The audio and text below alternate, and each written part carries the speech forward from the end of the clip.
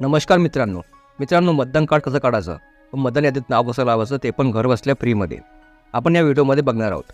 तर व्हिडिओ नक्की शेवटपर्यंत बघा. चॅनलवरती पहिल्यांदा आला असाल तर चॅनलला सबस्क्राईब करा, ज्यामुळे अशा नवीन व महत्त्वपूर्ण अपडेट्स आपणास मिळत राहतील. तर चला मित्रांनो, व्हिडिओ सुरू करूया.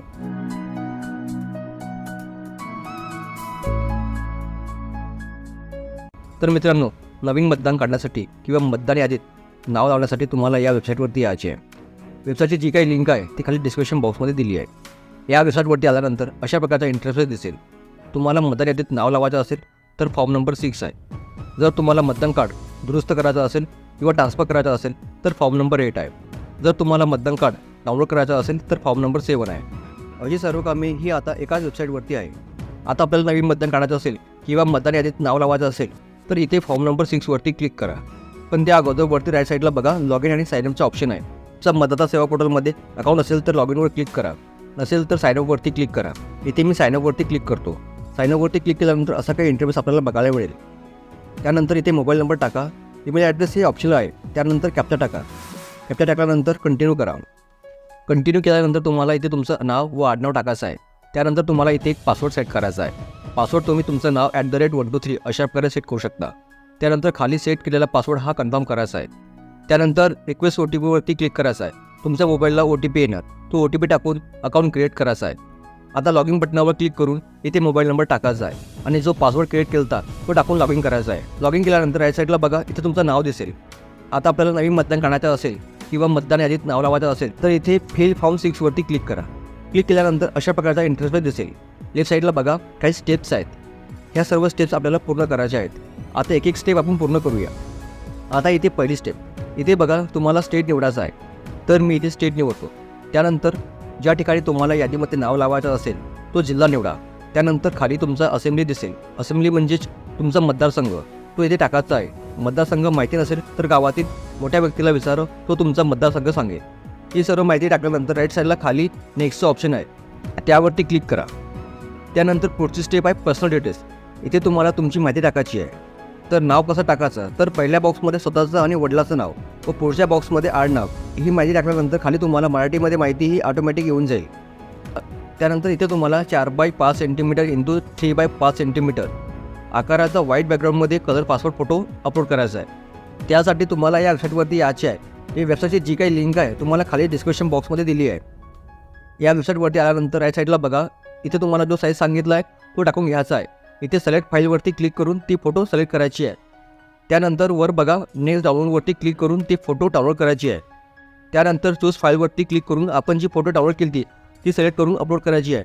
तर अशा प्रकारे ही माहिती भरून नेक्स्ट ऑप्शनवरती क्लिक करायचं आहे. त्यानंतर तिसरी स्टेप येते, इथे तुम्हाला रिलेटिव्ह लावायचा आहे.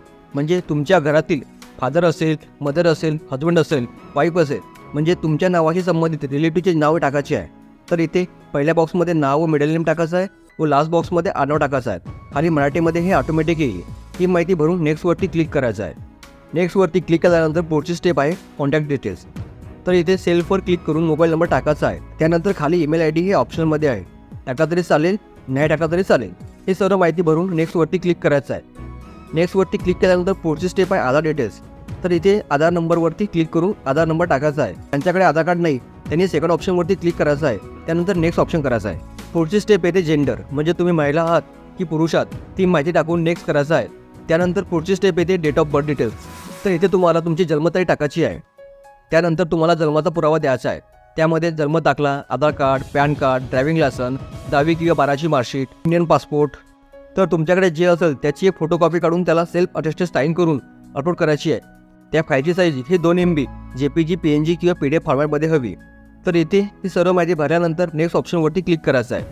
त्यानंतर पुढची स्टेप येते प्रेझेंट ॲड्रेस डिटेल्स, म्हणजे जिथे तुम्ही राहता तो पूर्ण पत्ता इथे टाकायचा आहे. त्यामध्ये हाऊस, बिल्डिंग नंबर, त्यानंतर तुमचा एरिया, तुमचा गाव, पोस्ट ऑफिस, तुमचा एरिया पिनकोड, त्यानंतर तुमचा तालुका आणि जिल्हा ही माहिती टाकायची आहे. ही माहिती टाकल्यानंतर खाली मराठीमध्ये ऑटोमॅटिक येईल. त्यानंतर तुम्हाला ॲड्रेस प्रूफ म्हणजे पत्त्याचा पुरावा द्यायचा आहे. त्यामध्ये इलेक्ट्रिक बिल, गॅस बिल, आधार कार्ड, बँकेचे पासबुक, पाणी बिल, इंडियन पासपोर्ट इत्यादी ऑप्शन असतील. तर तुमच्याकडे जे असणार त्याची एक फोटोकॉपी काढून सेल्फ अटेस्टेड साईन करून अपलोड करायची आहे.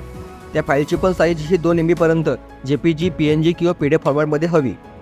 ही सर्व माहिती भरल्यानंतर नेक्स्ट ऑप्शनवरती क्लिक करायचं आहे. हा ऑप्शन अपंगाकरता आहे.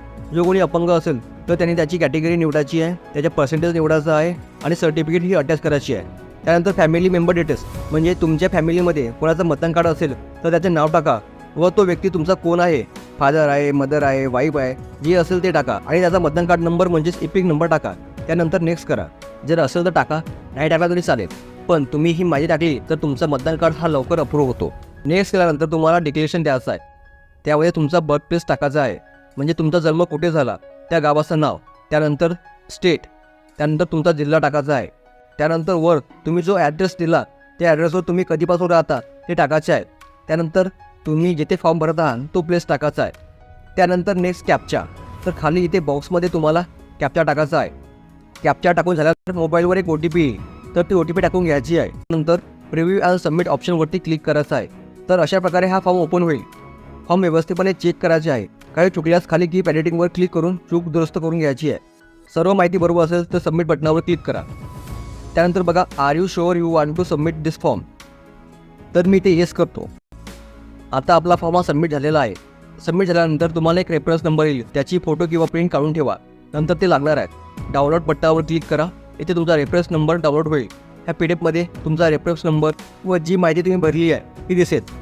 आता आपल्याला आपल्या फॉर्मचा स्टेटस बघण्याकरता ट्रॅक ॲप्लिकेशन स्टेटसवरती क्लिक करायचं आहे.